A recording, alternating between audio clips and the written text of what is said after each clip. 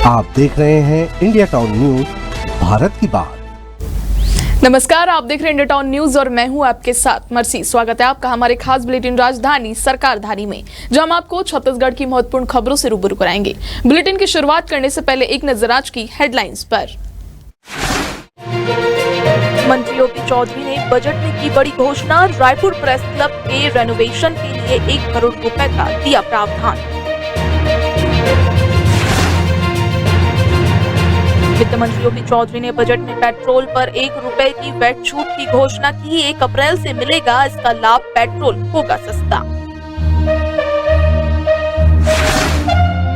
वित्त मंत्री ओपी चौधरी ने प्रदेश के वित्तीय बजट में की बड़ी घोषणाएं। 100 एकड़ में बनेगी एडुसिटी और 100 एकड़ में बनेगी मेडिसिटी।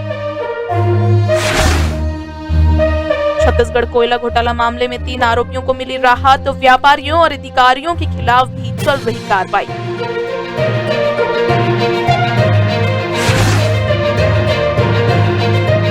सरकारी कर्मचारियों के लिए वित्त मंत्री ओपी चौधरी ने की बड़ी घोषणा। महंगाई भत्ते में 3% की बढ़ोतरी का किया ऐलान।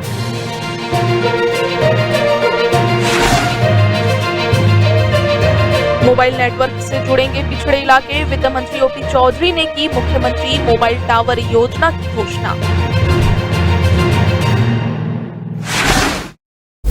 अब खबर विस्तार से। छत्तीसगढ़ विधानसभा में वित्त मंत्री ओपी चौधरी ने आज साय सरकार का दूसरा और राज्य का 25वां बजट पेश किया। इस दौरान वित्त मंत्री चौधरी ने पत्रकारों के लिए बड़ी घोषणाएं करते हुए बताया कि रायपुर प्रेस क्लब के रेनोवेशन के लिए 1 करोड़ रुपए का प्रावधान किया गया है। इसके साथ ही पत्रकार सम्मान निधि को 10,000 रुपए से बढ़ाकर 20,000 रुपए कर दिया गया है। इसके अलावा जनसंपर्क विभाग के लिए 550 करोड़ रुपए का प्रावधान किया गया है, जिससे राज्य में सूचना और जनसंपर्क कार्यों को और अधिक मजबूती मिलेगी।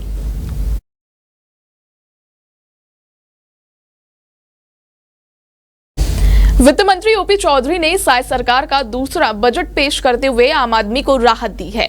इसके लिए पेट्रोल पर लगने वाले वैट में 1 रुपए की छूट देने की घोषणा की है। 1 अप्रैल से इस छूट का लाभ मिलेगा।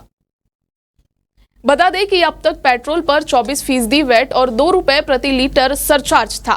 वित्त मंत्री ओपी चौधरी की बजट में घोषणा के बाद अब 1 रुपए की कमी आएगी। साय सरकार ने इसके पहले भी बड़ी मात्रा में डीजल खरीद पर वैट की दरों को घटा दिया था, जिससे डीजल की कीमत में 6 रुपए तक की कमी आई थी।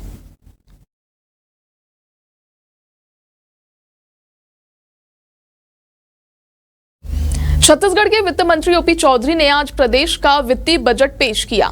इसमें कई प्रमुख घोषणाएं उन्होंने की है। इसी बजट में उन्होंने प्रदेश में कुल 200 एकड़ के एडुसिटी और मेडिसिटी बनाने की भी घोषणा की।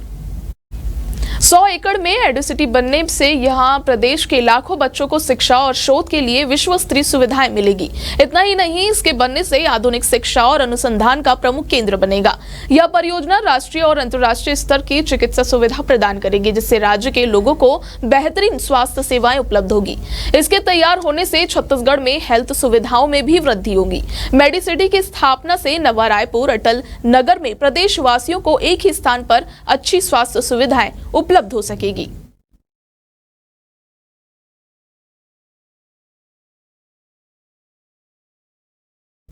छत्तीसगढ़ कोयला घोटाला मामले में पूर्व आईएएस रानू साहू, सौम्या चौरसिया और सूर्यकांत तिवारी को बड़ी राहत मिली है।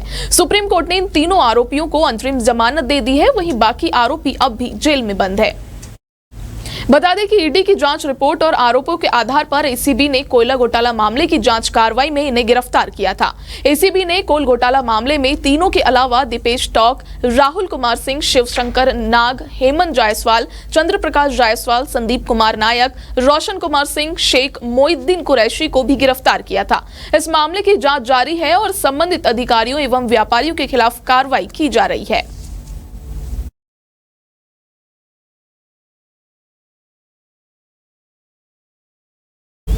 छत्तीसगढ़ के सरकारी कर्मचारियों के लिए बड़ी खुशखबरी है। छत्तीसगढ़ सरकार ने बजट वित्तीय वर्ष 2025-26 के बजट में सरकारी कर्मचारियों के लिए अहम ऐलान किया है। वित्त मंत्री ओपी चौधरी ने शासकीय कर्मचारियों के लिए महंगाई भत्ते को 53% करने की घोषणा की। इस घोषणा के बाद सरकारी कर्मचारियों में खुशी का माहौल है। छत्तीसगढ़ सरकार के पूर्व पूर्ण बजट में सरकारी कर्मचारियों के महंगाई भत्ते में 3% की बढ़ोतरी कर दी गई है। छत्तीसगढ़ के सरकारी कर्मचारियों को अब तक 50% महंगाई भत्ता दिया जाता था, लेकिन घोषणा के बाद इसे बढ़ाकर 53% कर दिया गया है, जो कि केंद्र कर्मचारियों के महंगाई भत्ते के समान हो गया है। बता दें कि 7वें वेतन आयोग के तहत महंगाई भत्ता साल में 2 बार बढ़ाया जाता है। पहली बढ़ोतरी 1 जनवरी से लागू होती है और दूसरी 1 जुलाई से प्रभावी होती है। अक्टूबर 2024 में पिछली डीए बढ़ोतरी में केंद्र सरकार के कर्मचारियों को 1 जुलाई 2024 से 3% की डीए बढ़ोतरी मिली थी। बढ़ोतरी के बाद डीए मूल वेतन के 50% से बढ़कर 53% हो गया था। पेंशनर्स को भी महंगाई राहत में इतनी ही बढ़ोतरी मिली।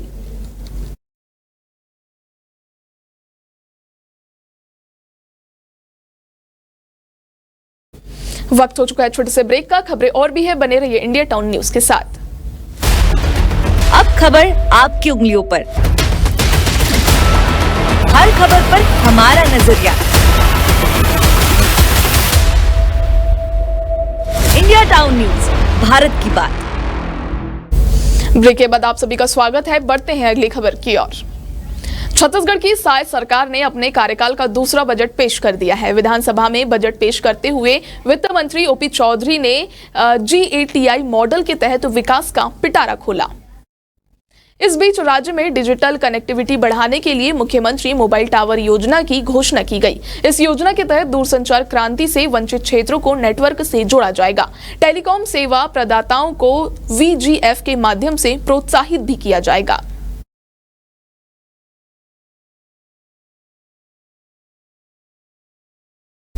विधानसभा में अपना दूसरा बजट पेश करते हुए वित्त मंत्री ओपी चौधरी ने राज्य में सांस्कृतिक पहचान के लिए विशेष प्रावधान किया है। इसमें एक और रामलला दर्शन योजना के लिए 36 करोड़ का प्रावधान किया गया है। वहीं डोंगरगढ़ में 21 करोड़ की लागत से पुल का निर्माण किया जाएगा। यही नहीं, राजिम कुंभ के लिए 8 करोड़ का वित्तीय प्रावधान किया गया है। वित्त मंत्री ओपी चौधरी ने कहा कि पिछली सरकार ने तीर्थ यात्रा योजना बंद कर दी थी। पिछले बजट में यह योजना आरंभ की गई है और आज के बजट में हरिद्वार, पुरी, द्वारिका, श्रवण बेलगोला, सारनाथ, शबरीमाला, वैष्णो देवी, स्वर्ण मंदिर इत्यादि धार्मिक स्थानों की यात्रा के लिए तीर्थ यात्रा योजना के लिए 15 करोड़ का बजट दिया गया है। इसके अलावा स्थानीय आदिवासी संस्कृति को संजोने के लिए इसे 14 गैलरियों में संजोया जाएगा, जिसके लिए 11 करोड़ की राशि का प्रावधान किया गया है। इसके साथ ही गौरव दिवस जैसे कार्यक्रमों के लिए वृहद बजट का प्रावधान किया गया है।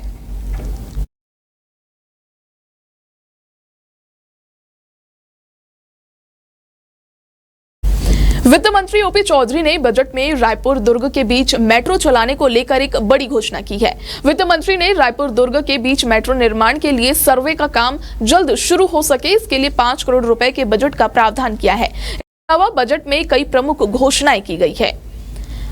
राज्य में 11 करोड़ रुपए के प्रावधान के साथ 2 विशेष संग्रहालय तैयार किए जाएंगे, जिससे छत्तीसगढ़ की ऐतिहासिक और सांस्कृतिक धरोहर को संरक्षित किया जाएगा। वित्त मंत्री ने ऐलान किया कि छत्तीसगढ़ में कर्मा महोत्सव का आयोजन किया जाएगा, जिससे राज्य की पारंपरिक संस्कृति को बढ़ावा मिलेगा। राज्य में फिल्म निर्माण को बढ़ावा देने के लिए फिल्म सिटी बनाने का भी प्रावधान किया गया है। राज्य में फैशन और टेक्सटाइल इंडस्ट्री को बढ़ावा देने के लिए निफ्ट इंस्टीट्यूट के निर्माण का बजट में प्रावधान किया गया। युवाओं को प्रशिक्षित करने और रोजगार के अवसर देने के लिए 26 करोड़ रुपए की राशि का प्रावधान किया गया। पर्यटन को बढ़ावा देने के लिए होम स्टे पॉलिसी बनाई गई, जिसमें विशेष रूप से सरगुजा और बस्तर क्षेत्रों पर ध्यान दिया गया है। खेल को बढ़ावा देने के लिए सरकार सरगुजा और दुर्ग में नए स्टेडियमों का निर्माण करेगी। इसके लिए 10 करोड़ रुपए का बजट निर्धारित किया गया।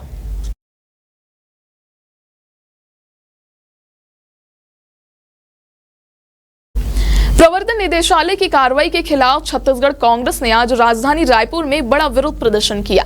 कांग्रेस का आरोप है कि ईडी केंद्र सरकार के इशारे पर काम कर रही है और विपक्षी नेताओं को राजनीतिक दुर्भावना से निशाना बना रही है। इसी के विरोध में 3 मार्च को कांग्रेस कार्यकर्ताओं ने रायपुर स्थित ईडी दफ्तर के घेराव का ऐलान किया। दरअसल ईडी ने कांग्रेस के सुकमा जिला कार्यालय के निर्माण से जुड़ी जानकारी मांगी थी। इस संबंध में कांग्रेस के प्रभारी महामंत्री मलकीत सिंह गैदू को ईडी दफ्तर में पूछताछ के लिए बुलाया गया था, जहां उनसे लगभग 9 घंटे तक सवाल जवाब किए गए। इस कार्रवाई के बाद कांग्रेस नेताओं और कार्यकर्ताओं में भारी आक्रोश है। कांग्रेस का कहना है कि विपक्ष की आवाज दबाने के लिए ईडी का दुरुपयोग किया जा रहा है।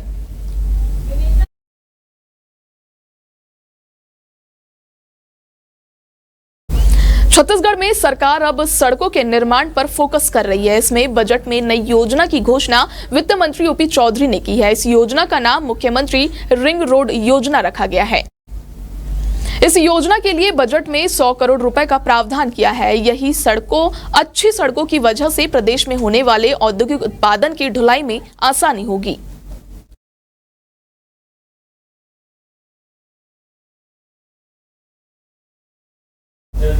आज के हमारे खास बुलेटिन राजधानी सरकार धानी में फिलहाल इतना ही। अब मुझे दीजिए इजाजत। नमस्कार। आप देख रहे हैं इंडिया टाउन न्यूज, भारत की बात।